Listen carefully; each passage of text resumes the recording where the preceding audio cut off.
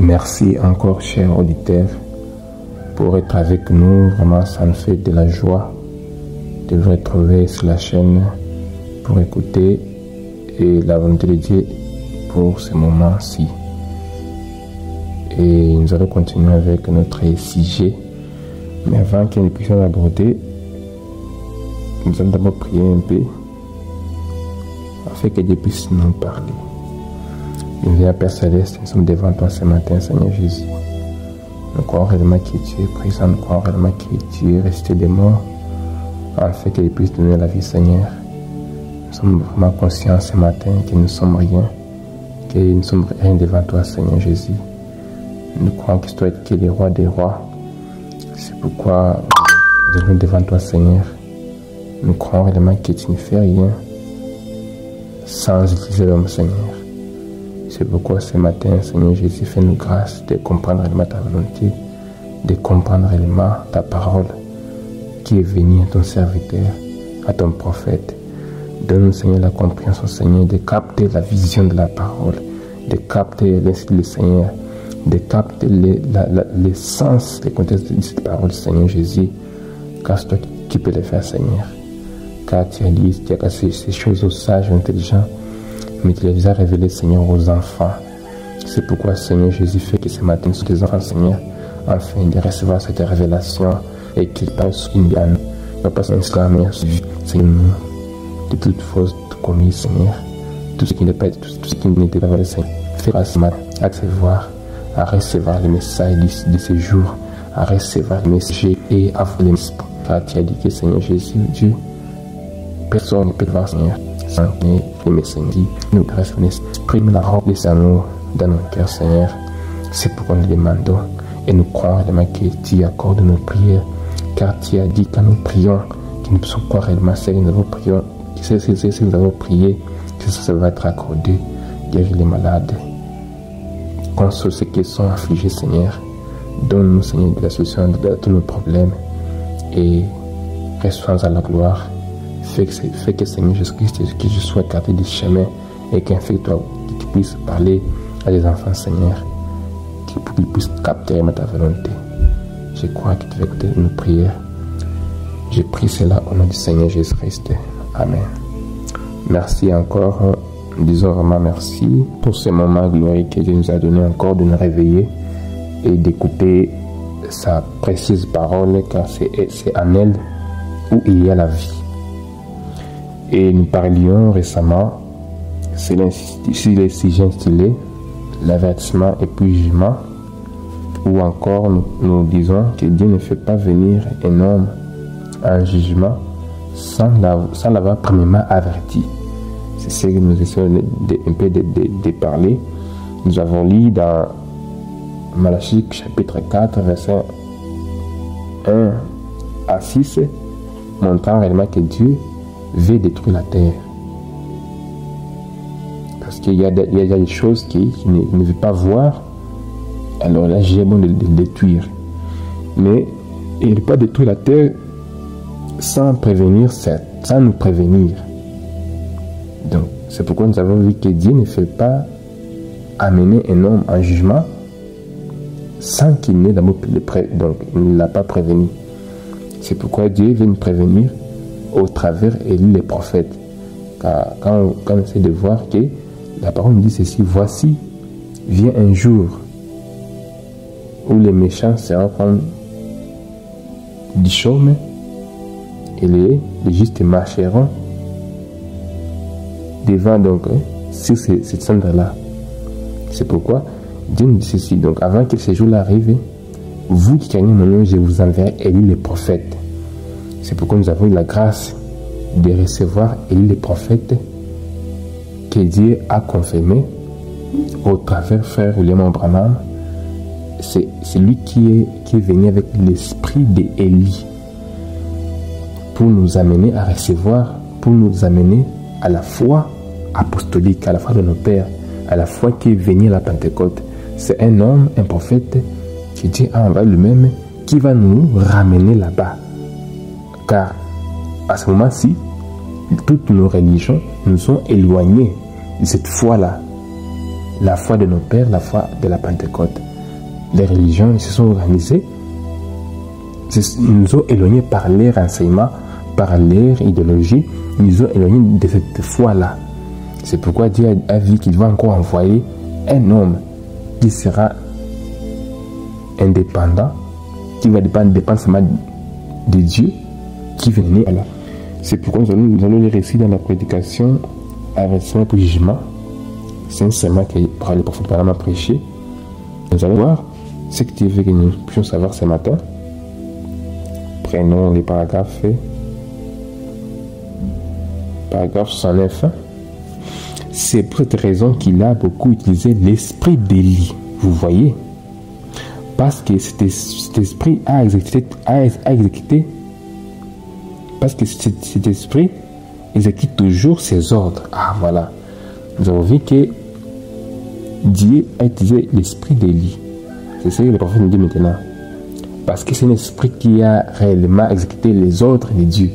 Donc, l'esprit d'Élie ne fait pas de compromis avec la parole, essayer de mélanger cela, non.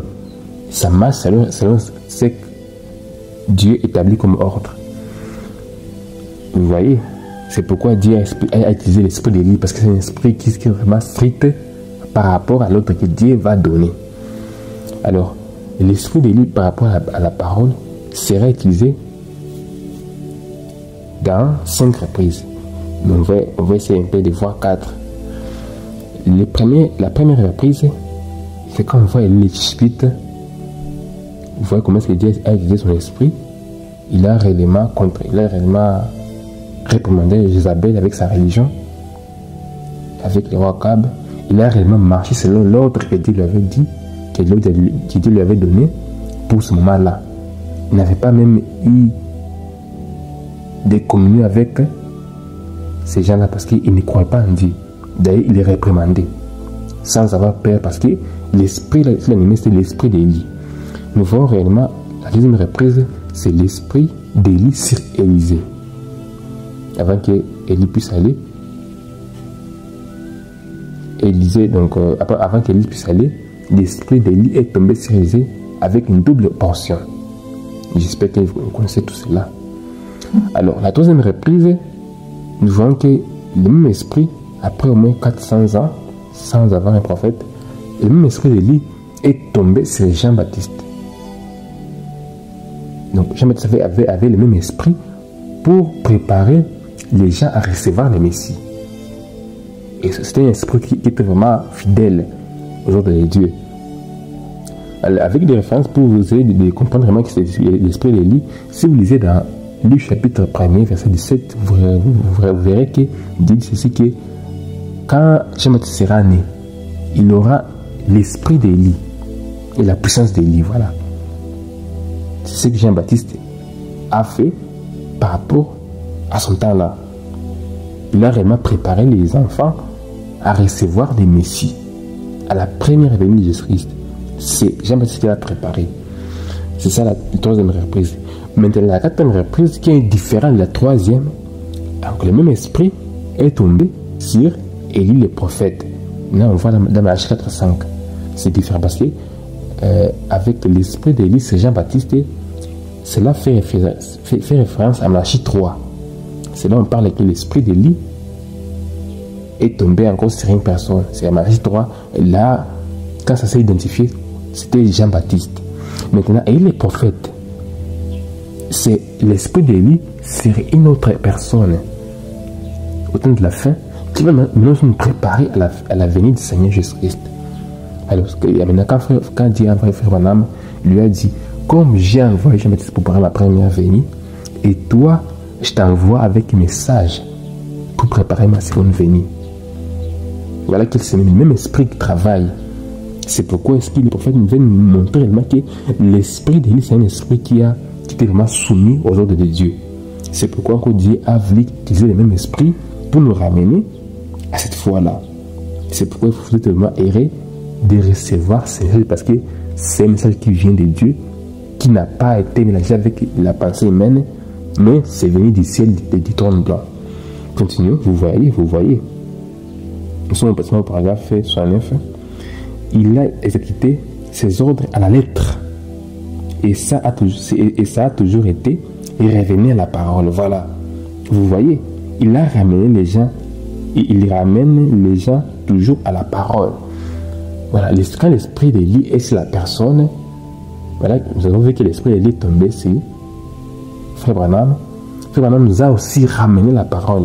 C'est pourquoi la baptisé au nom du Seigneur Jésus-Christ nous a réellement ramené à cette foi-là de la Pentecôte. C'est pourquoi ce qu'il faut faire, c'est de recevoir les messages. Car c'est ce message qui nous fait retourner à cette parole, à cette Bible, la foi que nos pères suivaient, nos religions qu'on avait organisées, que les gens ont organisées, parce que la religion, ça veut dire, c'est une couverture. C'est de couvrir vraiment la réalité de la chose.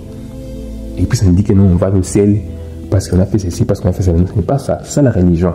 Mais pour qu'il puisse nous sauver, il faut vraiment sortir hors de la religion, afin de recevoir les messages. Voilà pourquoi Dieu envoie les prophètes ici. C'est pourquoi il faut les recevoir. Car la parole dit qu'il ne faut pas ramener ce que tu veux faire aujourd'hui au lendemain. Car c'est le moment qu'il faut décider quand tu écoutes la parole. Et paragraphe 73, ça dit ceci. Il dit même serment. Le message est donc urgent. Vous comprenez? Ce message ici est urgent. Le temps est proche. Ne vous amusez pas là avec d'autres choses à obtenir une licence en lettres et trouver les choses. Vous comprenez? Étudier, c'est bien, c'est une bonne chose. Ce n'est pas une mauvaise chose. Mais ne tenez pas seulement à cela. Il faut aussi savoir que le temps est proche. L'avenir du Seigneur est proche. Est-ce que réellement, quand il va venir, il te demandera est-ce que réellement tu avais fait autant des études? Non, ce n'est pas ça. C'est pourquoi étudier, c'est bien parce que ça va te donner l'accès au travail dans la vie, à avoir un emploi.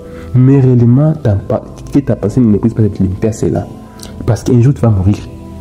Et Dieu te demandait est-ce que réellement tu avais reconnu la parole de ton jour. C'est pourquoi le prophète dit ceci, ne te limite pas seulement à avoir des licences, des diplômes. Oh, c'est bon, c'est une bonne chose.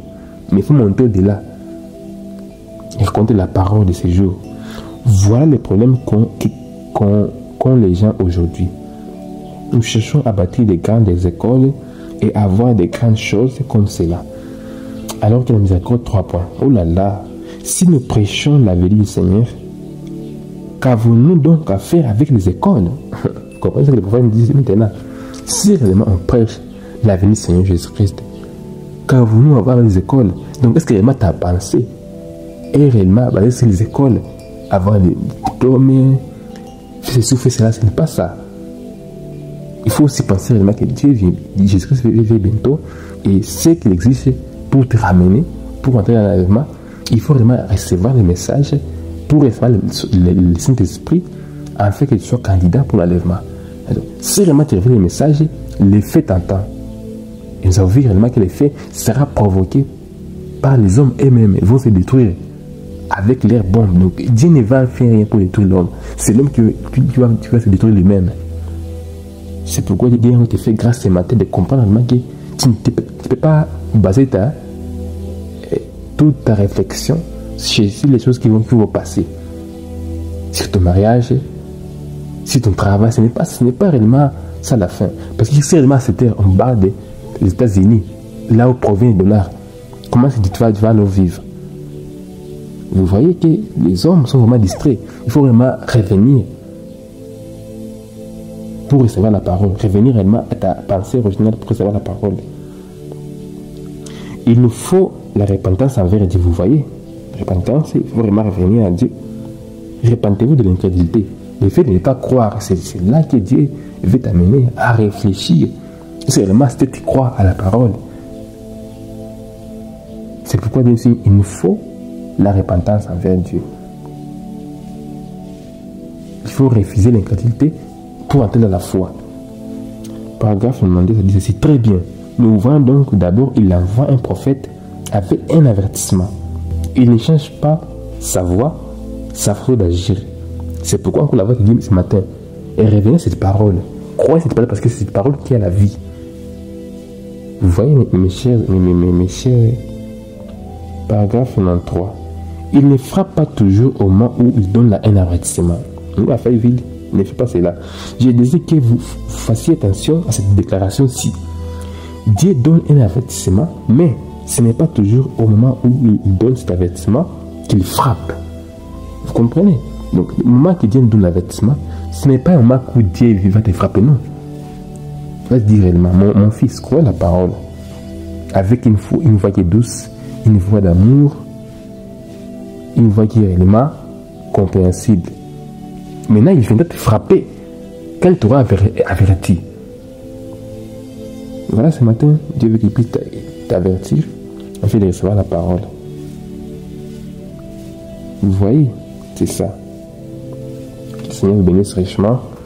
Et s'il y a une suggestion, le numéro vous serez écrit dans la description. Alors, veuillez nous contacter en cas d'urgence, quand vous comprenez que le message est urgent et que vous voulez encore connaître plus de la parole du messager de ce temps, pour que vous soyez préparés, contactez-nous.